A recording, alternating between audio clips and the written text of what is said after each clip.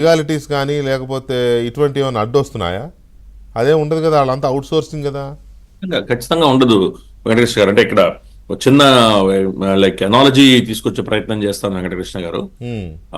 ఇప్పుడు ఏ సంస్థకైనా అంటే ఒక సంస్థ ఒక స్వరూపం చూస్తే మనం చైర్మన్ గారు, ఎండి గారు, దాని కింద వాళ్ళ ఆఫీసర్స్ వాళ్ళందరూ ఉంటారు. పిరమిడ్.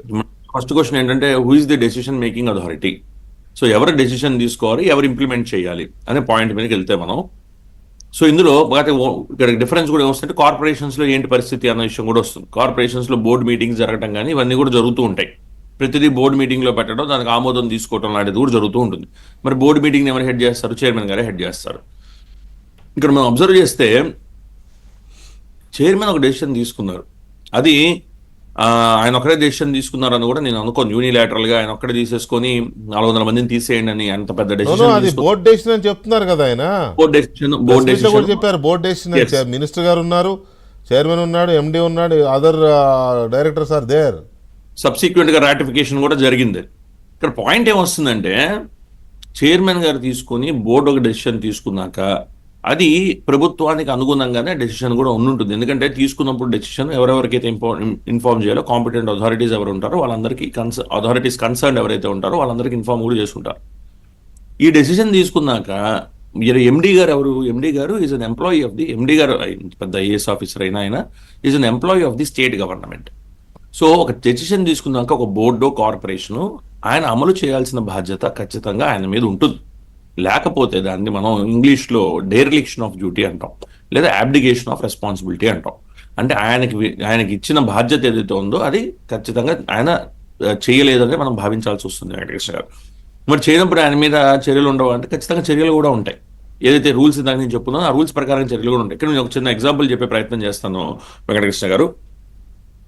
మీరు కానీ లేదా వేరే ఛానల్స్లో ఉన్నవారు కానీ మీరు డిబేట్స్ కండక్ట్ చేస్తారు, బాగా చేస్తారు. కానీ who is the supreme authority? మీ ఛానల్లో అయినా రాధాకృష్ణ గారు, మీ ఛానల్లో అయితే ఆయన ఒక డెసిషన్ తీసుకున్నాక ఆ డెసిషన్ కాదు అని చెప్పారు. Final authority. అదే దాన్నే కనుక మనం ఎక్స్ట్రాపులేట్ చేస్తే ఈ కేసుకి ఇక్కడ ఒక బోర్డు ఉంటుంది, ఒక బోర్డు ఒక డెసిషన్ మేకింగ్. ఫర్ ఇన్స్టెన్స్ ఇప్పుడు టీటీడీకి సంబంధించి ఉంటే చైర్మన్ గారు డెసిషన్ తీసుకుంటారు, దాని తర్వాత వాళ్ళు అమలు చేయాల్సిన పరిస్థితి ఉంటుంది. అదేవిధంగా ఒక చైర్మన్ అపాయింట్మెంట్ జరిగిన తర్వాత డే టు డే అఫైర్స్ ఆయన చేతుల్లో ఉన్నప్పుడు, day to day affairs MD చేతుల్లో ఉన్నా, చైర్మన్ చేతుల్లో ఉన్నా, సో వాళ్ళ చేతుల్లో ఉన్నప్పుడు వాళ్ళు కొన్ని ఎక్కడన్నా ఇంతకుముందు ప్రభుత్వంలో ఇలా జరిగింది, ఈ ప్రభుత్వంలో ఇలా జరిగితే బాగుంటుంది, ఇది కరెక్ట్కి కాదు, దీనివల్ల మనకి బర్డెన్ అవుతుంది పర్టికులర్ కార్పొరేషన్కి అనుకున్నప్పుడు వాళ్ళు డెసిషన్ తీసుకున్నప్పుడు ఆ డెసిషన్ ఇంప్లిమెంట్ చేయాల్సిన బాధ్యత ఆఫీసర్ పైన ఉంటుంది. ఇప్పుడు దీన్ని నేను కొత్తగా ఏం చెప్పట్లేదండి. ఇప్పుడు మన ప్యానల్లో కూర్చున్న వాళ్ళకి తెలుసు, ఈ డిబేట్ చూస్తున్న వాళ్ళకి కూడా తెలుసు గారు ఏం కొత్తగా కూడా నేను తీసుకున్న మంచి డెసిషన్స్, నేను చట్ట వ్యతిరేక డెసిషన్స్ తీసుకుంటే నన్ను కన్విన్స్ చేయండి. ఏమంటే ఈ చట్టానికి వ్యతిరేకం అంటే మేము చేయలేమని కన్విన్స్ చేయండి. ఈ విల్ సర్టెన్లీ. ఎందుకంటే జీవి రెడ్డి ఆయన చదువుకున్నవాడు, చార్టెడ్ అకౌంటెంట్ తెలిసినవాడు, అందుకనే మాట్లాడుతున్నారేమో కూడా. ఇందాక మీరు చెప్పారు ప్రభుత్వంలో ఉన్న వాళ్ళు కొంతమంది మాట్లాడినప్పుడు ప్రభుత్వంలో ఉన్న వాళ్ళందరూ ప్రెషర్ కుక్కర్లో ఉన్నట్టు ఫీల్ అవ్వకూడదండి. సో ప్రెషర్ కుక్కర్లు ఉండే సేఫ్టీ వాల్వ్ అంటాం మనం. సేఫ్టీ వాల్వ్ థియరీ అనేది మన కాంగ్రెస్ పార్టీ పెట్టినప్పుడు 1885లో కాంగ్రెస్ పార్టీ పెట్టినప్పుడు కూడా ప్రెషర్ వాల్వ్ థియరీ అనేది ఒకటి ఉంటుంది. మనకి ఇప్పటికి కూడా కాంగ్రెస్ పార్టీలో ఆ విధానం ఉంది. ఏదైతే మనం చూస్తాం రాజకీయంగా ఒక పాయింట్ మాట్లాడాలంటే. సో అదేవిధంగా ప్రభుత్వంలో ఉన్న వాళ్ళు లేదు ప్రభుత్వం బయట మాట్లాడితే ఇబ్బంది అవుతుందేమో అంటే మాట్లాడినప్పుడు ఈ ప్రభుత్వంలో అన్ని మాట్లాడడానికి, అన్ని ఒకరే మాట్లాడడానికి ఇక్కడ సజ్జల రామకృష్ణారెడ్డి లేరు కదా, ఎవరిది వాళ్ళే మాట్లాడాలి. అదే జరుగుతుంది. చంద్రబాబు నాయుడు గారు కూడా అదే మళ్ళీ రీప్లేస్ చేస్తే నా ఫ్రీడమ్ ఇచ్చినట్టున్నారు. It is needed actually. అవునండి. డెమోక్రాటిక్ స్పిరిట్ కూడా అది వ్యతిరేకం అండి. ఎవరికి ఒక బాధ్యత అప్పగించిన తర్వాత దానిలో ఏమన్నా ప్రాపర్గా జరిగినప్పుడు ముందు అథారిటీస్ దృష్టికి తీసుకొస్తారు.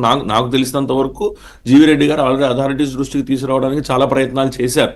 సో ఏ డెసిషన్ కాకపోతుంటే ఆయన తీసుకున్న ఒక డెసిషన్ కూడా ముందరికి నడవబోతుంటే దానికి కొంతమంది ఆఫీసర్లు స్పెసిఫిక్గా ఒక ఆఫీసర్ ఏదైతే ఆయన చెప్పున్నారో ఆఫీసర్ ఇబ్బంది పెడుతున్నప్పుడు మరి జీవి రెడ్డి గారికి వేరే ఆప్షన్ లేక పెట్టారేమో. ఇప్పుడు దానికి సంబంధించిన ప్రెస్ మీట్ ఇప్పుడు దానివల్ల ఏమవుతుందండి, మిగతా డిపార్ట్మెంట్లో ఉన్న ఆఫీసర్లు కూడా మనం సరిగ్గా ఇప్పుడు ఈ ఆఫీసర్ మీద చర్య తీసుకోవడం అనేది చాలా ఇంపార్టెంట్. నేను భావిస్తున్నాను. ఎందుకు ఇంపార్టెంట్ అంటే ప్రభుత్వానికి ఇలా ఎవరైనా చైర్మన్ తీసుకున్న డెసిషను మన ఇది ప్రభుత్వానికి అనుగుణంగా వాళ్ళ ఒక లైన్ థాట్కి అనుగుణంగా తీసుకున్న డెసిషన్ని ఎండి ఎవరైనా సరే ఏ డిపార్ట్మెంట్లో వాళ్ళైనా అనుగుణంగా కనుక తీసుకోకపోతే ఆ డెసిషన్కి అనుగుణంగా మీ మీద చర్యలు తప్పవు అని చెప్పడానికి ప్రభుత్వానికి ఒక అవకాశం ఉంది ఈరోజు.